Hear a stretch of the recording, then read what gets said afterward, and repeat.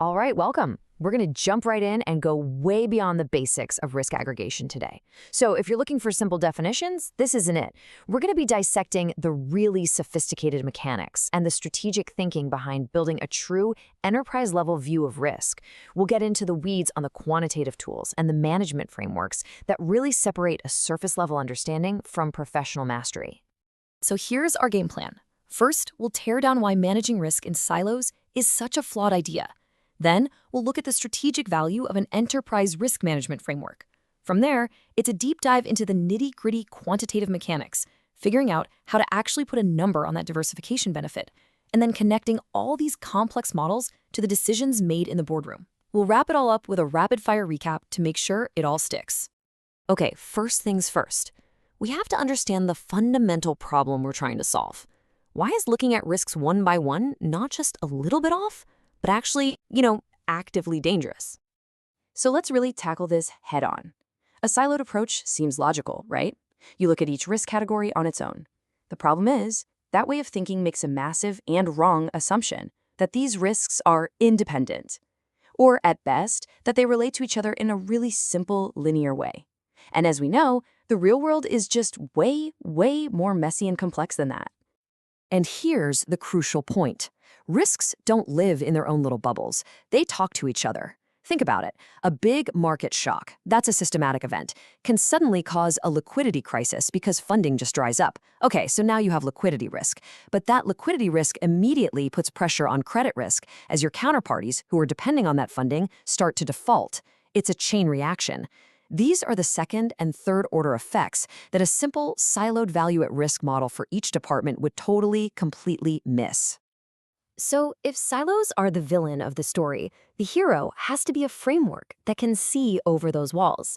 And that brings us right to the principles of enterprise risk management, or ERM.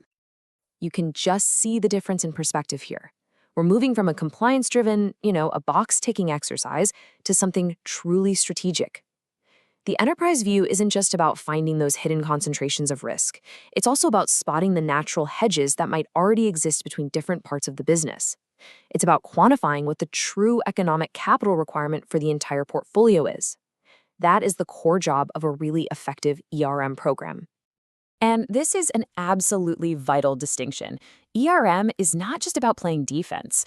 When a firm truly understands its aggregate risk profile, it can pinpoint exactly where it has spare risk capacity. What does that mean? It means it can deliberately take on more concentrated, high-return risks in certain areas because it knows it's well-diversified everywhere else. This is the heart of what we call risk-adjusted return on capital, RAROC, but at a massive enterprise-wide scale. It's about optimizing that risk-return trade-off, not just trying to stamp out every little risk you see. So how do we actually do all this? To put ERM into action, we need a dynamic framework, not a static checklist. And the actuarial control cycle is perfect for this because it's an iterative loop. It's not a one-and-done thing. It forces you to constantly define the problem, what's our risk environment right now, then develop solutions like hedging or capital allocation, and then, critically, monitor what actually happens to go back and refine your models.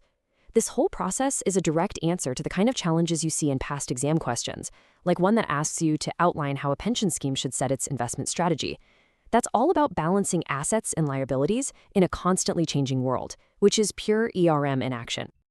Okay, we've covered the strategic why. Now it's time to get our hands dirty with the quantitative how.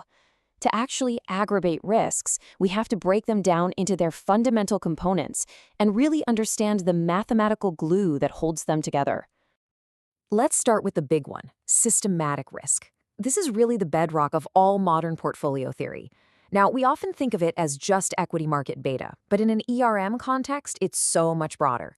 It's all those undiversifiable macroeconomic factors, interest rate changes, inflation shocks, sovereign risk. The key thing to remember is that these are priced risks. The capital asset pricing model tells us that this is where your expected returns come from being willing to bear this risk. The real challenge in aggregation isn't just spotting it, it's accurately measuring how a super complex portfolio is sensitive to all of these different systematic factors at the same time. And on the flip side, you've got diversifiable risk, sometimes called idiosyncratic risk. You can think of this as the uncompensated noise in the system. The principle is easy, just diversify. But actually doing it isn't so simple. That old rule of thumb about needing 30 or 40 stocks, that really only works for, liquid, large cap stocks. What about when your portfolio has private equity, real estate, or complex derivatives? Quantifying and getting rid of that idiosyncratic risk is a whole different ballgame. For a big bank, this also includes things like operational risks, a key system failing, or the risk of one specific counterparty going bust. The goal of ERM is to wipe out or minimize these unrewarded risks so you can free up your capital to take on the good stuff, the compensated systematic risks. Now let's talk about the tool that everyone uses and, frankly, misuses: correlation. It's the most common tool in aggregation, but it's also the most dangerous. Why? Well, its biggest weakness is that it only captures linear dependence. And even worse, correlations are notoriously unstable. They have this nasty habit of all going to one right in the middle of a crisis, which is precisely when you need your diversification to work the most. Relying just on historical correlation matrices for your capital models is exactly what led to some of the catastrophic failures we saw in 2008. So it's a necessary starting point for sure, but it is nowhere near enough. So, if correlation is a blunt instrument, what's the surgical scalpel? That's where copulas come in.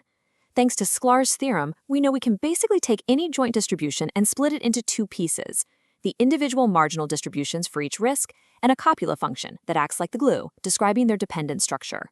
This is incredibly powerful stuff. It lets us model tail dependence, that's the scary stuff, explicitly. For example, a standard Gaussian copula assumes there's no tail dependence, which is fine for normal markets. But a student's T-copula or a Gumbel copula can be set up to model the nasty reality that when one asset crashes, other assets are suddenly much more likely to crash too. Choosing the right copula is honestly one of the most critical and difficult modeling decisions in risk aggregation. Okay, exam question time. This is a classic. Discuss the differences between systematic and diversifiable risk. If you get this, don't just spit out the definitions. A top-tier answer is going to contrast them on at least 3 different levels. First, their source.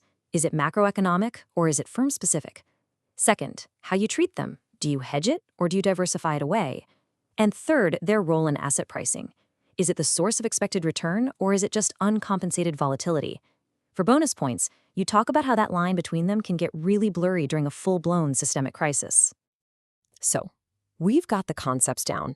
But what's the actual payoff? What's the real, tangible benefit of doing all this hard work to aggregate risks instead of just naively adding them up? Let's put some numbers on it. This leads us right to the big prize, the diversification benefit.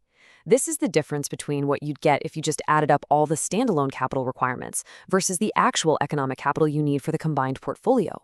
And this benefit is not some abstract theoretical number.